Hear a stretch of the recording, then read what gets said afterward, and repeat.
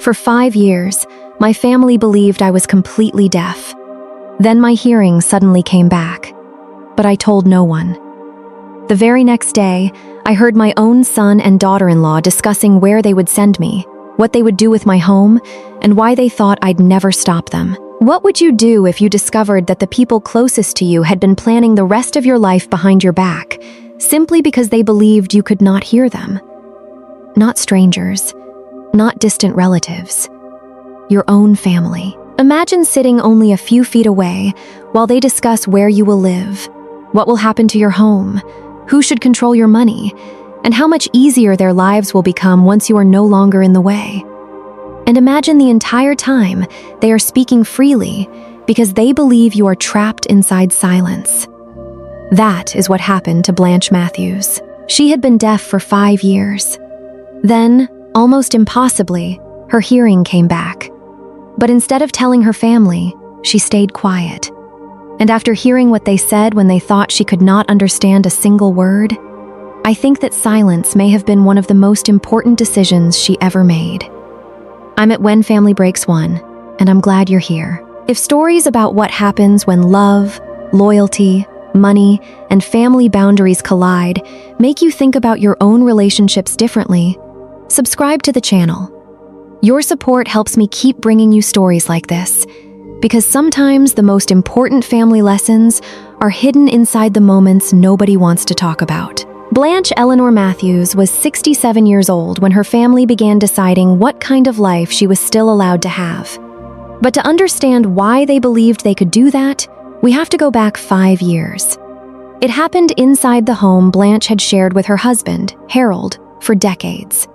She had been cleaning his study when an old wooden ladder shifted beneath her feet. There was no dramatic warning, no time to grab anything. She fell. The side of her head struck the corner of Harold's heavy mahogany desk. The doctors later explained that the trauma had damaged delicate structures involved in her hearing. At first, Blanch believed the silence would be temporary. Days passed, then weeks, then months. Eventually, the doctors stopped speaking in terms of recovery and started speaking in terms of adjustment. Blanch would have to learn how to live in a world she could no longer hear. I try to imagine what that must have felt like. Most of us move through our days without thinking about sound. A coffee cup touching a kitchen counter, a door opening behind us, someone laughing in another room, a spouse calling our name. These sounds feel ordinary only because we assume they will still be there tomorrow. For Blanch, they disappeared. She learned to read lips. She communicated through written notes. She became extraordinarily attentive to faces and gestures. She watched shoulders tense before arguments. She noticed when people avoided eye contact. She could tell when someone was irritated, even if she could not hear the words. And over time, Blanch discovered something more painful than silence itself. She discovered that some people begin treating you differently when communication becomes difficult. Harold did not. That is one of the reasons I think his role matters so much in this story. He had been Blanche's husband for 42 years. He did not pretend her hearing loss was easy. It changed their routines. Conversations took longer. Visitors required more patience. But Harold never acted as though Blanche's inability to hear had somehow made her less intelligent. When friends came over, he wrote down important parts of the conversation. If someone spoke too quickly for Blanche to read their lips, Harold repeated the words carefully. When decisions had to be made about their home, finances, insurance, or future, Blanche remained part of those decisions. He helped her communicate. He did not replace her voice. There is a difference, and I think that difference is at the heart of everything that followed. Their only son, Stuart, was different. Not cruel, at least not in the beginning. He visited frequently after the accident, and he worried about his mother. He wanted to help. But gradually, the visits became shorter. His patience became thinner. And his wife, Esme, seemed increasingly irritated by the extra effort required to include Blanche.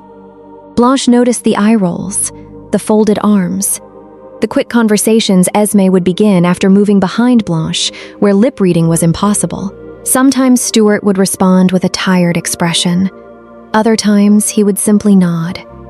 Those moments seemed small, and that is exactly why they mattered. Family relationships rarely collapse all at once. Sometimes they erode through tiny permissions.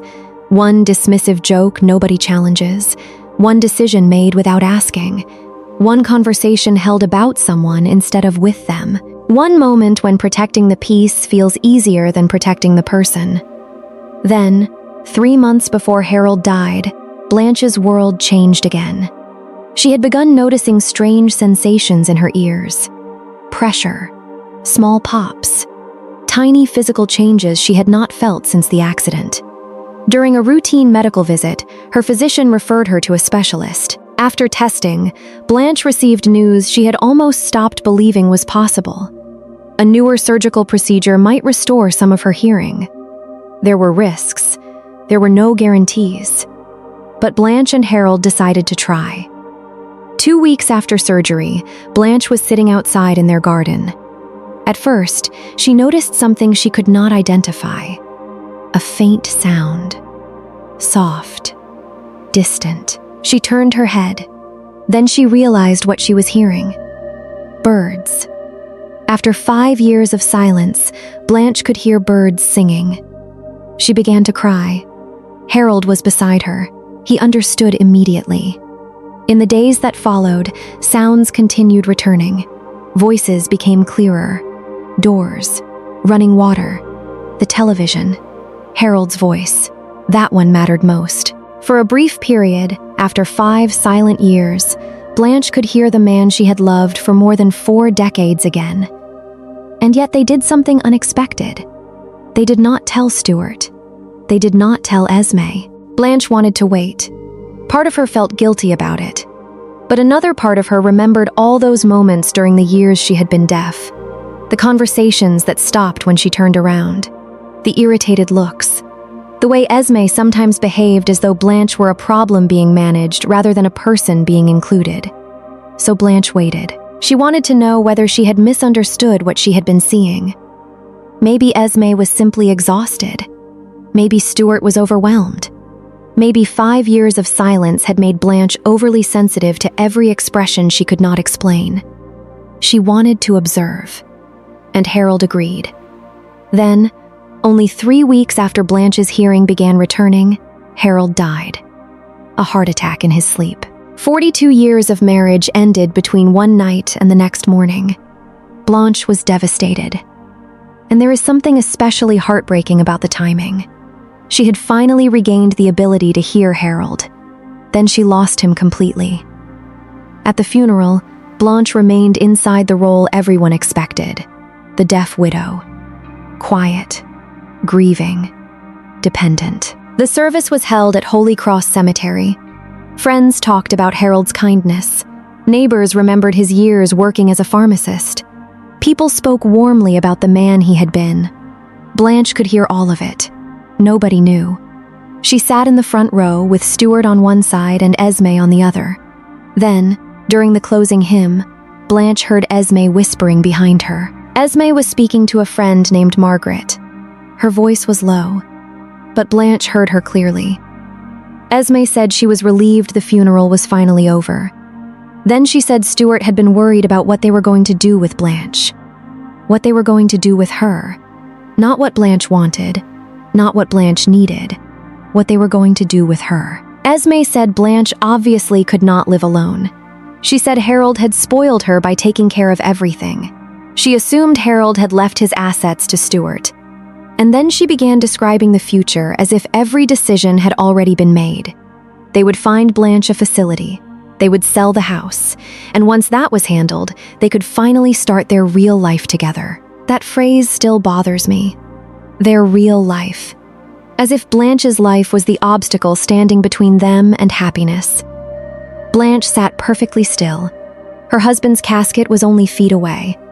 And behind her, her daughter-in-law was already discussing where she could be placed and what could be done with her home.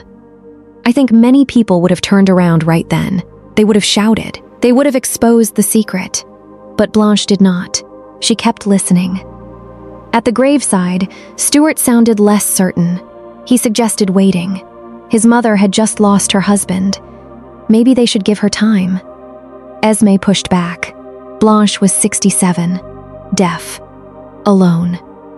Waiting, according to Esme, would only make everything harder. And here is where I think the story becomes about far more than inheritance. Because control rarely introduces itself by saying, "I want control."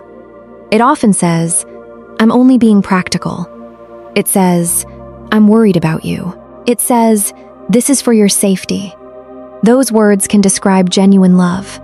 But the moment someone uses them to stop asking what you want, something has changed. That evening, Blanche went upstairs to the bedroom she had shared with Harold. Below her, Stuart and Esme continued talking. The old floors carried their voices clearly. Stuart asked what would happen if his mother refused to leave the house. Esme laughed. Then she said something Blanche would never forget. She said Blanche would go where they told her to go. She would adjust. Eventually, she would be grateful. Blanche lay motionless in the darkness. Her family believed she could not hear them.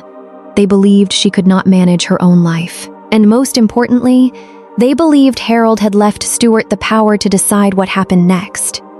But Blanche knew something they did not. Hidden inside a safe behind the winter coats in her closet was Harold's real final will. And the future Esme had just planned so confidently was based on a mistake she had not yet discovered. The truth was sitting inside that safe. But before Blanche could watch it change everything, she had to endure one more morning of listening to people describe her as if she were no longer capable of describing herself. The next day, Blanche woke to Esme's voice downstairs. Not whispering this time, not speaking cautiously. She sounded organized, confident, almost professional. Blanche stepped quietly into the hallway and stopped near the top of the stairs. Esme was sitting at the kitchen table with a notepad in front of her, talking on the phone about assisted living facilities. She described Blanche as confused. She said she was becoming increasingly dependent. She suggested that grief and deafness had made it difficult for Blanche to understand what was happening around her. And as I listen to this part of the story, one detail bothers me more than almost anything else. Esme was not simply worried about Blanche. She was beginning to create a version of Blanche that other people could believe. That is a very different thing. Concern says, "I'm seeing something that worries me. Let's get an honest assessment."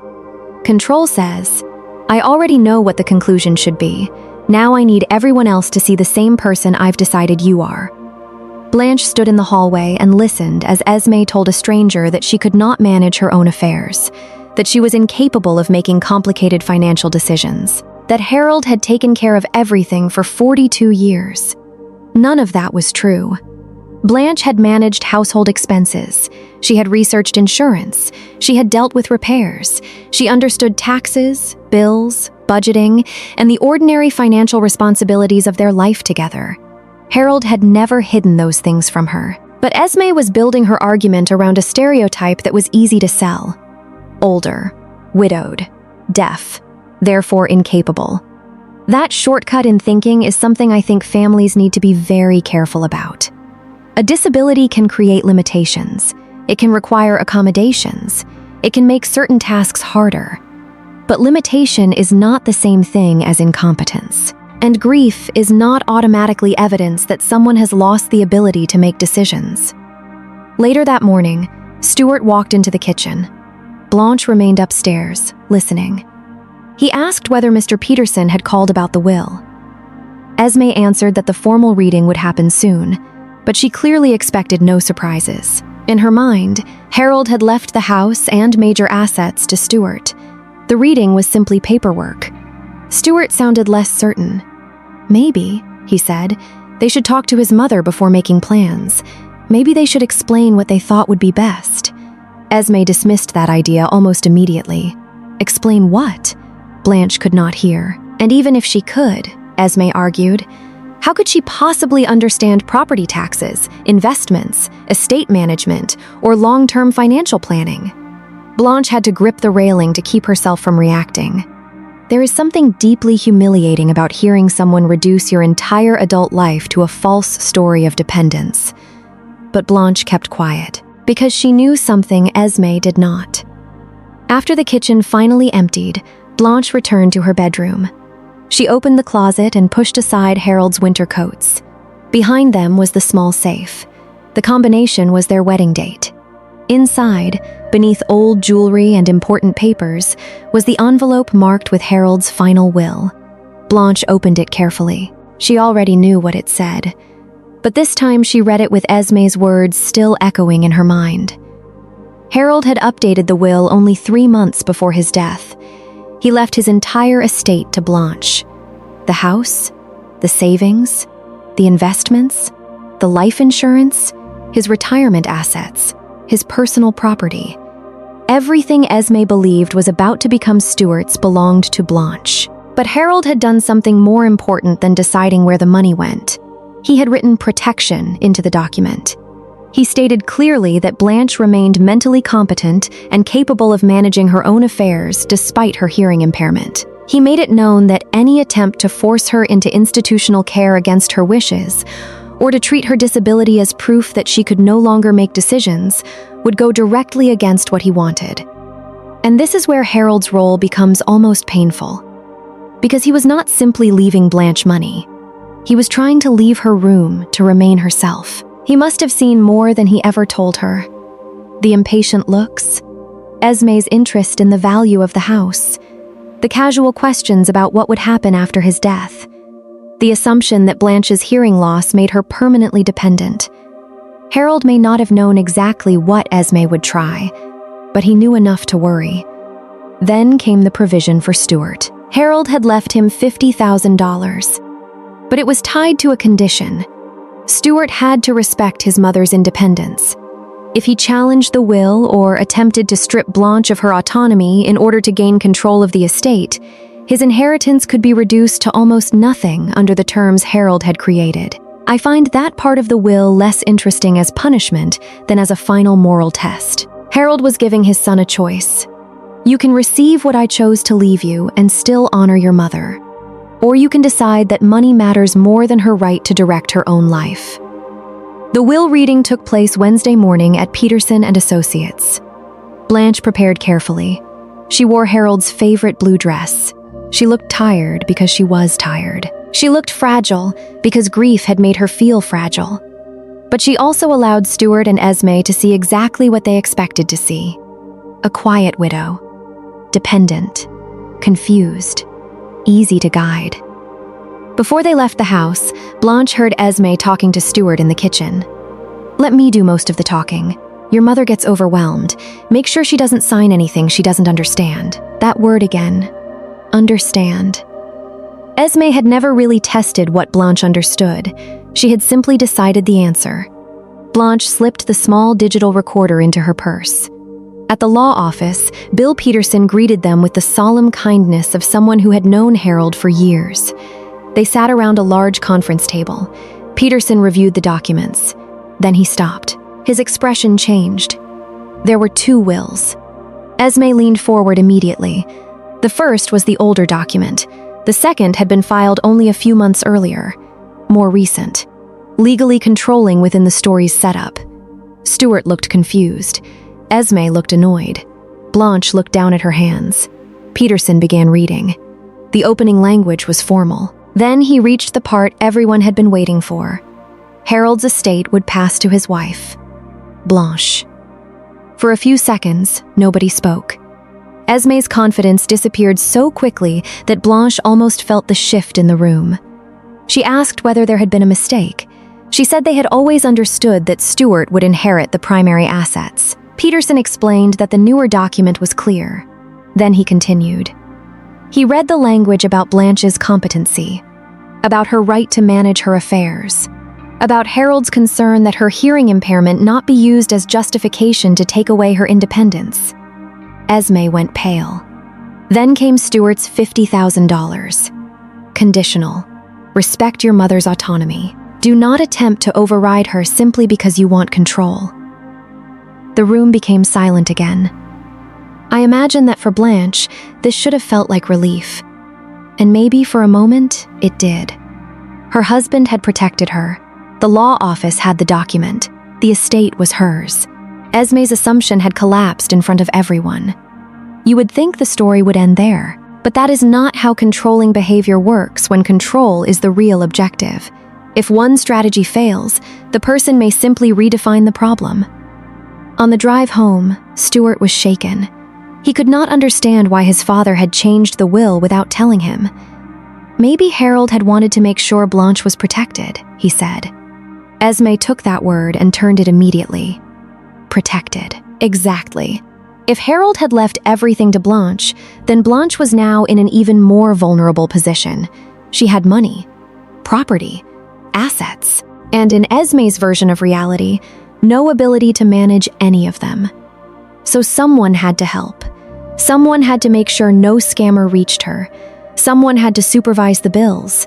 Someone had to make sure she did not sign something foolish. Someone had to protect her. And that someone, naturally, would be Stuart and Esme. This is where I think the story reveals something that is worth paying attention to. Control does not always sound aggressive. Sometimes it sounds responsible. It sounds like planning. It sounds like safety. It sounds like sacrifice. But there is a simple question that exposes the difference. Did the person being helped ask for that help? Back at the house, Esme proposed that she and Stuart move in temporarily. Just until Blanche adjusted. Just until things settled down. Just until they could make sure she was safe. Stuart hesitated, but eventually he agreed. Within days, boxes arrived, and almost immediately, Esme began changing the house.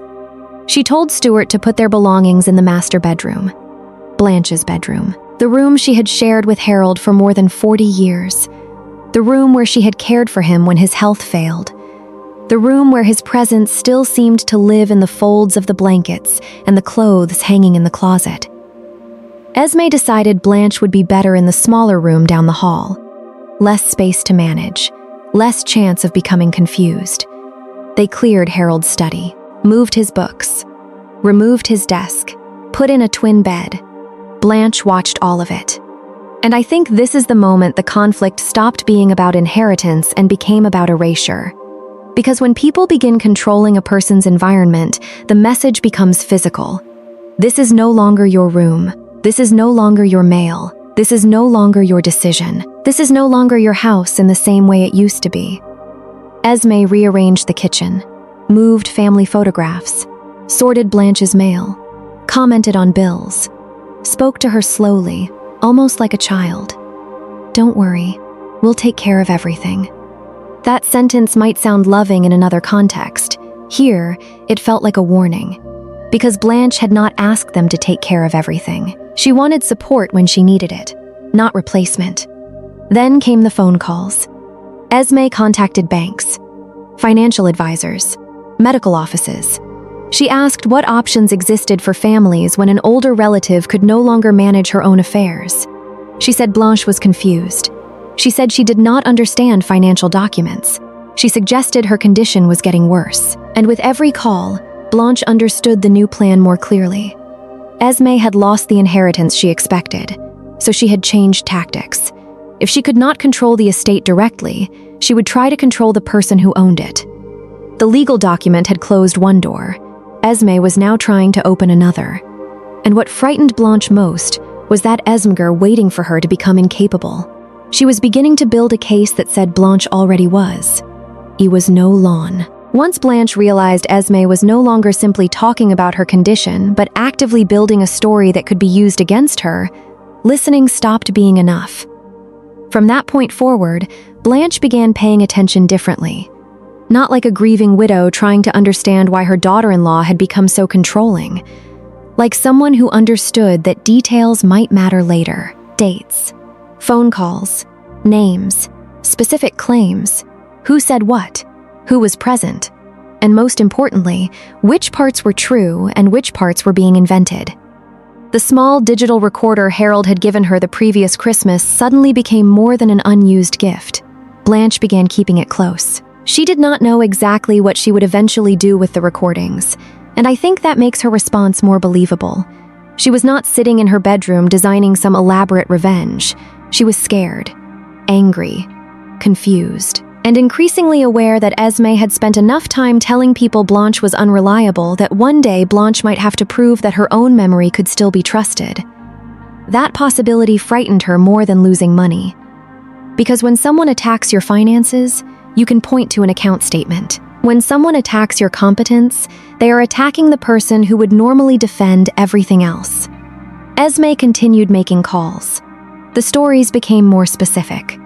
One afternoon, Blanch heard her speaking to a medical office. Esme claimed Blanch had become increasingly withdrawn and confused since Harold's death. Then she added something Blanch knew was false. She said Blanch had been wandering around the house in the middle of the night, disoriented and unable to explain what she was doing. Blanch remembered the night perfectly. She had gotten up to use the bathroom. That was all. But in Esme's version, an ordinary moment became evidence. I think this is one of the most disturbing parts of the story, because manipulation does not always require inventing something from nothing. Sometimes it takes something real and changes the meaning. A grieving woman sets two places at the dinner table out of habit. Suddenly, she is confused. She gets up at night. Suddenly, she is wandering. She becomes quiet after losing her husband of 42 years. Suddenly, she is withdrawing from reality. One incident means very little on its own. But once somebody has decided what conclusion they want, almost anything can be interpreted as proof. Blanch listened as Esme asked about a cognitive evaluation. Someone who could determine whether Blanch was still capable of living independently. Someone who could evaluate whether she understood financial decisions. The words sounded clinical, responsible, almost caring. But Blanch knew the evaluation was not being requested with an open mind. Esme had already decided what she wanted it to prove. Then came the conversation that removed almost every remaining doubt about her motives. Esme was speaking privately with Margaret again. Blanch stayed out of sight and listened. At first, they discussed the estate. The house, the savings, the insurance money. Esme seemed amazed by how much Harold had accumulated. Then she began talking about what might happen if Blanch were eventually found incapable of managing her affairs. Stuart, she suggested, could become the person responsible for making decisions. The large house could be sold. Blanch could be moved somewhere more manageable. The money could be invested and controlled properly. Again, everything was framed as being for Blanche's benefit. Then Esme said something that changed the entire emotional meaning of the conversation. She and Stuart had been trying to have a baby for 2 years. Fertility treatments were expensive. They also wanted a larger house. A stronger down payment would make that easier. Blanch stood there listening as her own financial security became part of someone else's future budget. That is where the word protection became almost impossible for her to hear without anger. And I understand why. There is a difference between saying, "I'm worried that someone may take advantage of her money," and privately calculating how that money might solve your own problems. That does not mean every family member who helps an older relative with finances has bad motives. Real families often face difficult decisions in good faith. But when the person insisting that someone else cannot manage money also stands to benefit from taking control of that money, I believe skepticism becomes not only reasonable, but necessary. Blanch now understood that she was dealing with more than an overbearing daughter-in-law. Esme had a conflict of interest. And worse, she was attempting to create the very condition that would make that conflict useful. That evening, Blanch went through some of Harold's papers. She had been avoiding them. Every folder carried a memory. Every piece of handwriting reminded her that he would never sit beside her again. Then she found an envelope. Her name was written on the front in Harold's familiar hand. There was a short instruction. "Open only if you feel threatened or pressured by family after my death." Blanch sat down. For several minutes, she simply held the envelope. I find this moment more emotional than many of the dramatic confrontations that come later. Because sometimes grief arrives through the smallest things. A handwriting style. The way someone formed a capital letter. A phrase you can almost hear in their voice. Blanch opened it. Harold wrote that he hoped she would never need to read the letter. But he had noticed things. Esme's interest in their finances. Her questions about the house. Her comments about what would happen if Harold died first. The way she sometimes spoke about Blanche's hearing loss as though it were evidence of helplessness. Harold told Blanche something she desperately needed to hear. She was not helpless. She was not a burden. And she did not owe anyone control over her life simply because they claimed to be acting in her best interest. He reminded her that the will could protect her financially, but a document alone could not protect her dignity if she stopped defending it herself. Blanche cried while reading. Not because Harold had predicted the future perfectly. He had not. But because he had seen her clearly when everyone else seemed determined to see only her limitations. There is a kind of love in being seen accurately. Not idealized, not infantilized. Seen. Harold had known Blanche could be frightened and still strong, grieving and still competent, in need of help sometimes and still entitled to make her own decisions. The next morning, Esme announced that she had arranged for a geriatric specialist to visit, Dr. Sarah Chen. Esme called it good news. Just a conversation, nothing stressful, a professional who could help the family understand the best next step. Stuart looked uneasy. He wondered if they were moving too quickly. His father had only recently died. Maybe his mother needed time. Esme rejected that immediately. What if Blanche fell? What if she forgot to turn off the stove? What if someone convinced her to sign something? Fear again. Not evidence. Possibility. And possibility is powerful because you can use it to justify almost anything if no one asks how likely the danger actually is. Dr. Chen arrived that afternoon. She had a calm manner and kind eyes. Blanche came downstairs slowly and allowed Esme to believe the same performance was continuing. Dr. Chen began with simple questions. What day is it? Do you know where you are? Can you tell me your name? But Esme kept answering. Before Blanche could respond, Esme explained that she had lost track of time. When Dr. Chen asked another question, Esme added that Blanche had been forgetting meals. Then another example. Then another. Blanche watched the doctor's face. Something changed. Dr. Chen was no longer only observing Blanche, she was observing Esme. That is an important distinction. A competent evaluator does not simply listen to the loudest person in the room. Eventually, Dr. Chen asked to speak with Blanche alone. Esme stiffened. She said Blanche became anxious with strangers. She said communication would be difficult because of the deafness. Dr. Chen remained polite, but firm. She wanted a few minutes alone with her patient. When Esme finally left the room, Blanche could hear her lingering outside the door. Dr. Chen moved closer. She made eye contact. Then she began communicating in ways designed for Blanche rather than through Esme. She used written questions. Do you know where you are? Blanche nodded. Do you know what month it is? Another nod.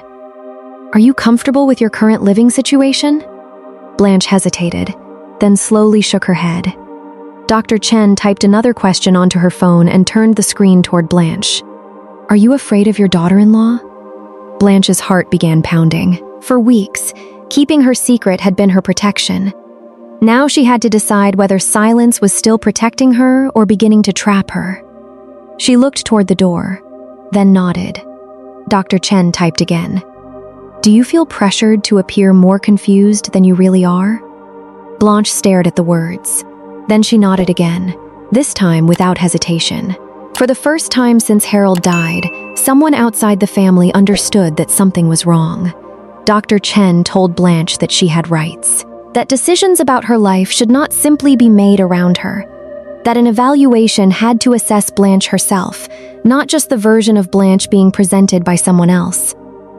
I think this was the moment Blanche stopped seeing herself as someone waiting for Esme's next move. She could not remain defensive forever. After Dr. Chen left, Esme was visibly disappointed that she had not received immediate confirmation that Blanche needed institutional care. That evening, Blanche listened to Stuart and Esme debate what would happen next, and she made a decision. She had heard enough. She had recorded enough.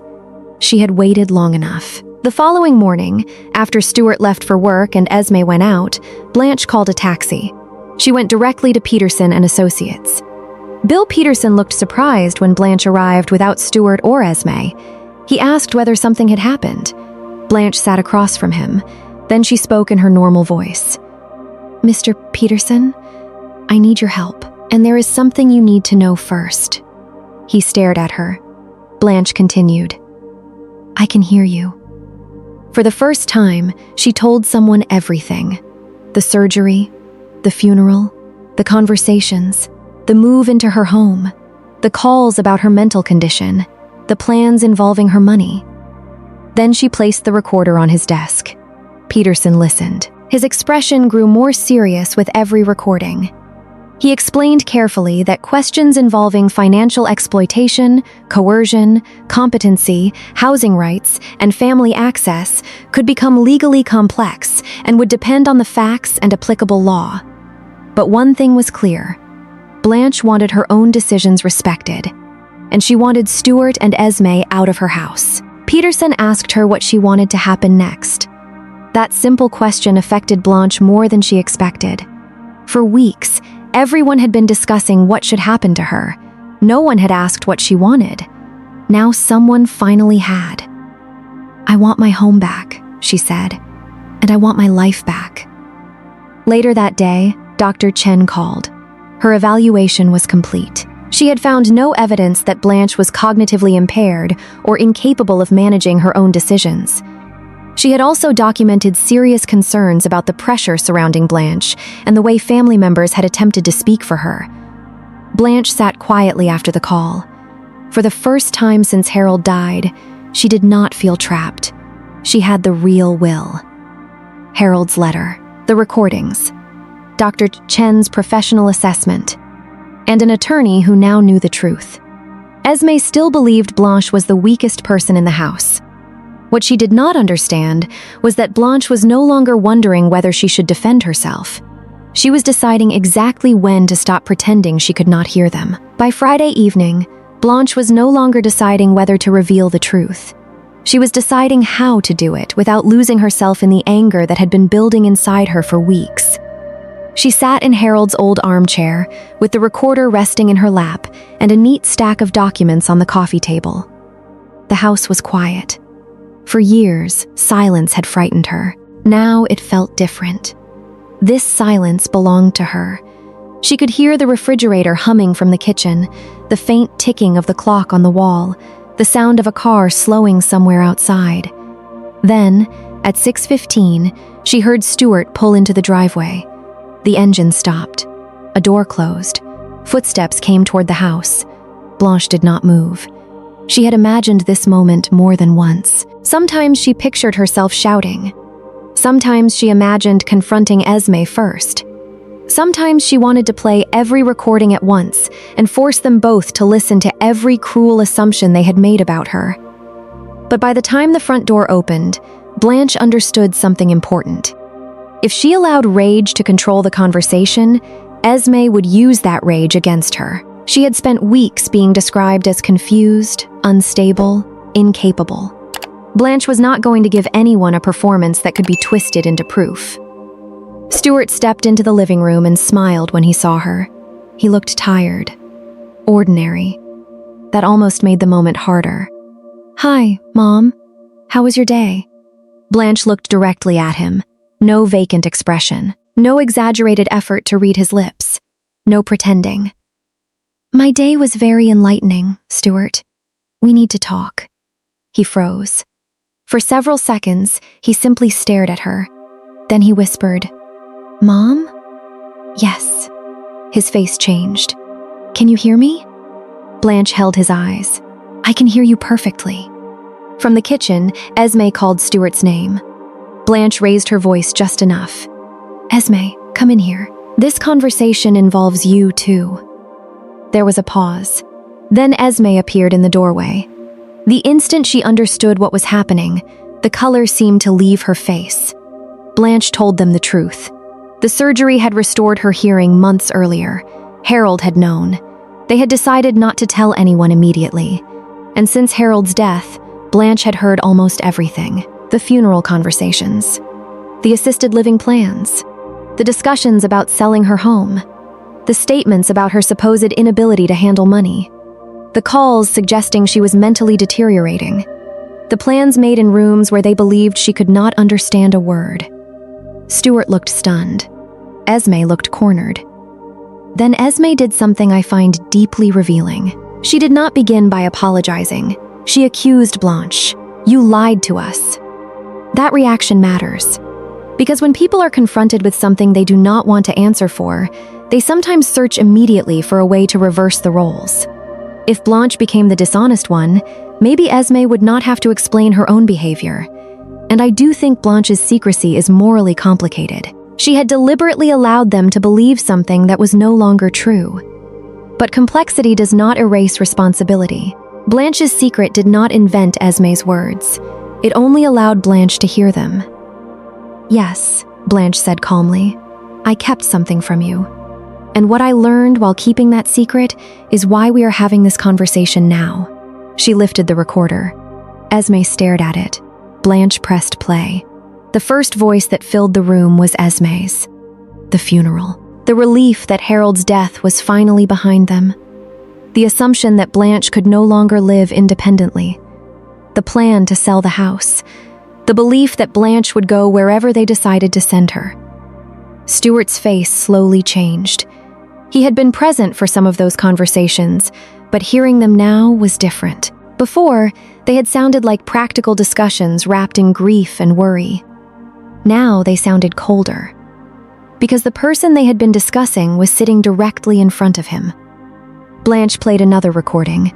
This one involved Esme talking about the estate, the fertility treatments, the possibility of using Blanche's money to improve Stuart and Esme's own future.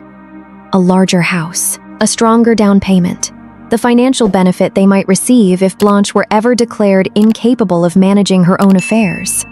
Stuart looked at his wife. "Esme, what is she talking about?" Esme answered quickly. It had been a private conversation. She had been emotional. She had been thinking out loud. The words had been taken out of context. Blanche did not argue with her. She simply played another recording. The calls describing Blanche as confused. The story about wandering through the house at night.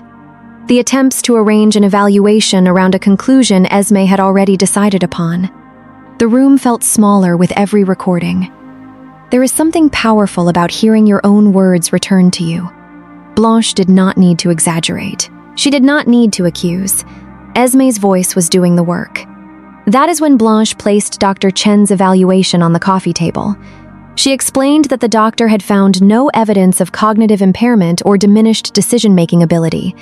She had also documented concerns about the family dynamic. Esme interrupting, speaking for Blanche, attempting to shape how Blanche appeared. The difference between professional assessment and family pressure had now been written down by someone with no financial stake in the outcome. Stuart picked up the report. He read slowly. Then Blanche placed Harold's final will beside it. He already knew what the will said, but this time he read the protective language differently. Before, it had seemed like a strange legal precaution from a father who had acted without explaining himself. Now it looked like a warning. Harold had specifically rejected the assumption that hearing loss made Blanche mentally incapable. He had protected her right to remain independent. He had attached Stuart's inheritance to the expectation that his son would respect that independence. Stuart's hands began trembling. Dad knew. Blanche looked at him. He knew enough to be worried. That was the point where Stuart could no longer hide behind Esme, and I think this is one of the most important parts of his character. He was not the mastermind. He had not created every lie, but he had participated in the outcome. He had doubted. He had hesitated. He had even questioned Esme more than once. But when the moment came to protect his mother's voice, he had repeatedly chosen silence. He allowed Esme to move into the master bedroom. He allowed his mother's mail to be handled. He allowed conversations about Blanche's future to take place without Blanche's consent. He allowed concern to become authority because challenging his wife would have required courage. That is a difficult truth about harm inside families. The person doing the most damage often depends on someone else who is not cruel enough to start it, but not brave enough to stop it. Stuart looked at his mother. "I'm sorry," his voice broke. "I really thought we were helping." Blanche's expression softened. but she did not rescue him from the consequences of what he had done. "I believe you thought that," she said. "That's what makes it so painful." Esme reacted immediately. She insisted she had only tried to protect Blanche. Someone needed to be practical. Someone had to think about safety. Someone had to make difficult decisions. Blanche stood. Her voice remained steady. "Help does not require lying about someone's condition." Esme opened her mouth. Blanche continued. "Help does not require taking over someone's mail. It does not require moving into their bedroom. It does not require calling doctors and telling them what result you want before they have even met the patient. And it does not require planning how the person's money might make your own life easier." Esme's face hardened. "You're twisting everything." "No," Blanche said. "I finally stopped letting you twist it for me." That line stays with me. Because control often survives by controlling the explanation. The person crossing boundaries insists they are caring. The person objecting is called difficult. The person demanding independence is described as confused. The person finally saying no becomes the one accused of breaking the family. Blanche had spent enough time inside that version of the story. She was done living there. Then she told them both to leave. Stuart stared at her. "Tonight?" "Yes." Esme became furious. They had nowhere prepared. They had rearranged their lives. They had moved in to help. Blanche did not argue about every claim. She had learned that boundaries do not always require a debate. "You have your apartment. You have your jobs. You will be fine. But you will not stay here." Stuart looked crushed. "Mom, please." Blanche turned toward him. There was no satisfaction in her face. "That matters to me. This was her son. She had raised him. She remembered his first day of school, his childhood illnesses, the years when he had still come to her for comfort instead of assuming she needed to be managed. The boundary hurt because the relationship mattered. "You are my son," she said. "I love you. But loving you does not mean giving you authority over my life." That distinction is worth remembering. Family love does not automatically create unlimited access. It does not create ownership over another adult's money, home, choices, or dignity. A boundary is not always rejection. Sometimes it is the condition required for a relationship to become healthy again. Stuart asked whether they could talk in the future. Blanche nodded. "When you are ready to talk to me as a competent adult, not as a problem you have to solve." He lowered his head. "I really am sorry." Blanche looked at him for a long moment. "I know you are. Now I need to see whether being sorry changes the way you act." Within the hour, boxes began leaving the house. Esme packed angrily. Stuart moved slowly. The same suitcases they had carried inside only days earlier crossed back through the front door. When the car finally disappeared down the street, Blanche locked the door. Then she stood in the hallway and listened. Nothing. No whispered planning. No phone calls about her. No voice deciding where she would live. Just the ordinary quiet of a house. Blanche walked into the master bedroom. She returned her things to the drawers. She moved Harold's photographs back where she wanted them. In the small room that had once been his study, she began unpacking his books, one by one. It was not really about furniture. It was about choice. This chair goes here because I want it here. This photograph belongs here because I say it does. This room is mine to use. This life is mine to direct. And standing there among Harold's books, Blanche finally understood what the confrontation had truly given her. She had not won because Esme had been exposed. She had not won because Stuart felt ashamed. She had not even won because Harold's will protected the estate. She had won because she no longer needed anyone else to agree that her life belonged to her. And from that night forward, the next decision about Blanche Matthews would be made by Blanche Matthews. The night Blanche reclaimed her house was not the end of her story. In many ways, it was the first night in years when her future truly belonged to her again. The next morning, she woke earlier than usual. For a few seconds, she forgot. She turned toward Harold's side of the bed as if he might still be there. Then reality returned. The empty pillow, the quiet room, the faint morning traffic outside. Grief had not disappeared simply because Stuart and Esme were gone. That is something I think stories about justice sometimes get wrong. Winning a confrontation does not erase loss. Setting a boundary does not suddenly make you happy. You can protect yourself and still feel lonely afterward. You can know you made the right decision and still cry because making it was necessary. Blanche felt all of that. But beneath the grief was something new. Space. No one was waiting downstairs to tell her what she should do. No one was sorting her mail. No one was calling professionals and describing her life for her. No one was deciding what room she should sleep in. For the first time since Harold's death, the day ahead did not come with instructions from someone else. Blanche called Bill Peterson and told him Stuart and Esme had left. Then she called Dr. Chen. She thanked her for something that might have seemed small from the outside. Listening. Not speaking over her. Not allowing another family member to define her before giving Blanche the chance to speak for herself. I think that deserves attention. Sometimes dignity is protected in surprisingly ordinary ways. A doctor asking the patient directly. A lawyer saying, "What do you want?" A relative waiting for an answer instead of providing one. Respect is not always dramatic. Sometimes it simply means refusing to erase another person from their own decisions. Then Blanche made a call she had been putting off for too long. Her sister Rose lived in California. The two women had once been close, but over the years, their relationship had faded. There had been no great argument, no single betrayal. Life had simply narrowed. Harold's health became more demanding. Blanche's hearing loss made travel difficult. Stuart and Esme always seemed to have reasons why visits were inconvenient. And somehow, year after year, "We should see each other soon," turned into years of distance. Rose answered with warmth Blanche had almost forgotten. She told her how sorry she was about Harold. Then she asked Blanche a question that made her smile. "How are you really doing?" Not, "How are the arrangements going?" Not, "Who is looking after you?"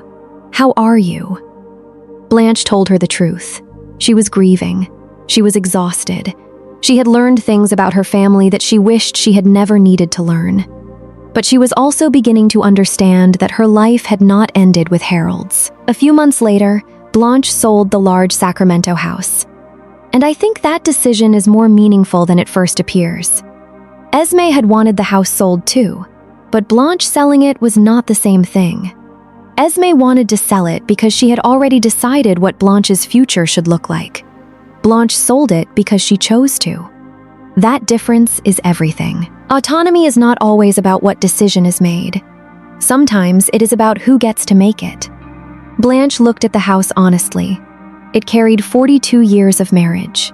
Birthdays, arguments, quiet breakfasts, Harold's study, the garden where she first heard birds again.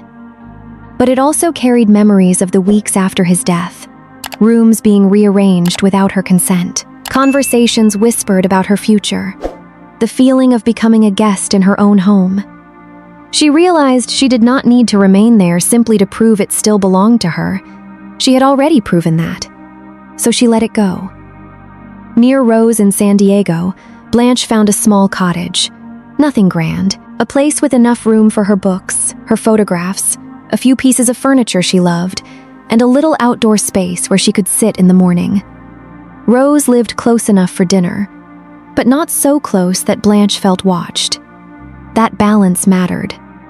Because independence does not mean refusing help, and being close to family does not require surrendering privacy. That may be one of the most important lessons Blanche carried into her new life. There is a healthy middle ground between isolation and control. You can need people without belonging to them. You can accept support without handing someone else the authority to run your life. Stuart began calling occasionally. At first, the conversations were short, awkward. There was too much history between each sentence. Blanche did not rush him toward forgiveness. She did not pretend that one apology had restored everything. Trust does not work that way. An apology can open a door. Only changed behavior tells you whether someone deserves to walk back through it. Over time, Stuart began talking differently. He stopped telling his mother what she should do. He asked questions. He listened. And eventually, he told Blanche that he and Esme were separating. Later, he filed for divorce. He had learned that Esme's financial plans had gone deeper than he realized. According to what Blanche later understood, Esme had not only imagined a future built partly around Blanche's assets, she had also been considering a future that might not have included Stuart once she got what she wanted. Some people would call that Esme's punishment. I do not. The ending that matters to me is not what Esme lost. It is what Blanche recovered. Because revenge keeps your attention on the person who hurt you. Healing slowly brings your attention back to your own life. Blanche traveled. She visited the Grand Canyon. She reconnected with old friends. She returned to hobbies she had neglected. She began allowing herself to make plans that had nothing to do with caregiving, grief, hearing loss, or what her family expected from her. At 67, she discovered that starting over does not have to mean becoming someone new. Sometimes it means returning to parts of yourself that disappeared while you were busy surviving. She also began volunteering at a local center for seniors. And this part of the story stays with me. Blanche had lived through the frightening experience of having vulnerability mistaken for incapacity. Now she saw similar fears in other people. Some worried about losing mobility. Some had hearing problems. Some had adult children helping with finances. Some genuinely needed more support than they once had. Blanche did not come away from her experience believing that accepting help was dangerous. She learned something more nuanced. Good help should preserve as much choice as possible. If someone struggles to hear, improve communication before assuming they do not understand. If someone needs assistance with finances, include them rather than immediately removing them. If cognitive decline is truly a concern, seek qualified, independent evaluation instead of deciding the conclusion inside the family first. And whenever money and caregiving overlap, transparency becomes especially important. Those ideas mattered to Blanche because she knew how easily the word care could be used in two completely different ways. Dr. Chen had cared about her. Harold had cared for her. They made her voice stronger. Esme repeatedly called her actions care too. But under Esme's version of care, Blanche's world kept shrinking. That contrast is something I think every family should remember. Real support should not require making someone disappear. As months passed, Blanche began noticing another change. For years, she had thought being alone would be terrifying. After Harold died, Esme had used that fear constantly. You cannot be alone. You are too vulnerable. Something will happen. But Blanche discovered that solitude and loneliness are not the same thing. She missed Harold every day. She probably always would.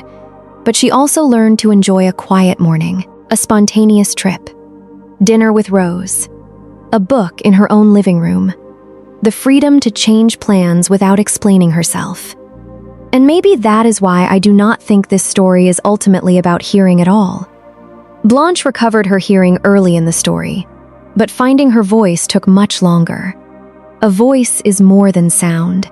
It is the ability to say no without apologizing for existing. It is the ability to accept help without surrendering authority. It is the ability to tell someone you love them while also telling them they have crossed a line. It is the belief that age, grief, disability, or dependence in one area of life does not automatically erase your right to make choices in every other area. What stays with me about Blanche is not that she outsmarted Esme. It is that everyone had become so focused on what she had lost that they stopped respecting what remained. Her judgment, her memory, her experience, her dignity, her right to decide. Harold saw those things. Dr. Chen saw them. Eventually, Stuart began seeing them again. But the most important person who had to recognize them was Blanche herself. And once she did, the entire direction of her life changed. So if you had been in Blanche's place, what would you have done? Would you have revealed immediately that your hearing had returned? Or would you have stayed silent long enough to understand what people were saying when they believed you could not hear them? And more importantly, where do you believe the line is between caring for someone and controlling them? That is the question I keep coming back to whenever I think about families like this. Because love should never require someone to surrender their voice. And sometimes, when a family begins to break, protecting that voice is not selfish. It may be the first step toward finding yourself again. Kit. When I look back at Blanche Matthews' story, the part that stays with me most is not the secret hearing, the recordings, the will, or even the moment Esme finally realized that Blanche had heard everything. What stays with me is something much quieter. How easily a person can begin disappearing inside their own family when everyone else becomes convinced they know what is best for them. Blanche lost her hearing, but she never lost her intelligence, judgment, memories, or right to make decisions. Yet little by little, those around her began treating one limitation as if it defined her entire ability to live independently. Her grief became confusion. Her silence became incompetence. Her need for occasional help became an excuse for other people to take over decisions she had never surrendered. That is what makes this story more than a family conflict over inheritance. It is a story about autonomy. Harold understood something that Stuart took far too long to understand. Caring for someone does not mean replacing them. Dr. Chen understood it too. She did not assume Blanche was incapable simply because another family member said so. She created space for Blanche to communicate for herself. And perhaps that is the most important difference between genuine support and control. Real support asks, "What do you need?" Control says, "We already decided what you need." Real support helps you remain part of the decision. Control slowly removes you from it. What Blanche eventually reclaimed was much bigger than a house or an inheritance. She reclaimed the right to define her own life. And I think there is something all of us can learn from that, no matter our age. We should never wait until a relationship reaches a crisis before discussing boundaries, finances, caregiving, medical wishes, or independence. Families should have those conversations while everyone can still speak openly and calmly. If you are helping an older parent or relative, listen before deciding. Give them as much participation and choice as their circumstances reasonably allow. If there are genuine concerns about memory or decision-making ability, seek an independent professional assessment instead of relying only on family assumptions. And if you are the person receiving help, remember that accepting support does not mean giving up your voice. Ask questions. Keep important documents organized. Stay involved in your finances when possible. Maintain relationships outside one single caregiver or family member. And when something feels wrong, do not be ashamed to seek qualified, professional, or trusted outside support. The deepest lesson I take from Blanche's story is simple. Love should make a person feel safer without making them smaller. And boundaries are not proof that you have stopped loving someone. Sometimes boundaries are exactly what prevents love from becoming control. So I have one simple question for you. If you were Blanche, would you have revealed immediately that you could hear again? Or would you have stayed quiet and listened? Please share your answer in the comments below. I'd really like to read your perspective. And your thoughts may also help someone else looking at a difficult family situation from a different point of view. And if this story gave you something to think about, please subscribe to When Family Breaks One and support the channel. Your support gives me the motivation to keep bringing you more meaningful stories about family, boundaries, difficult choices, and the moments that reveal who people truly are.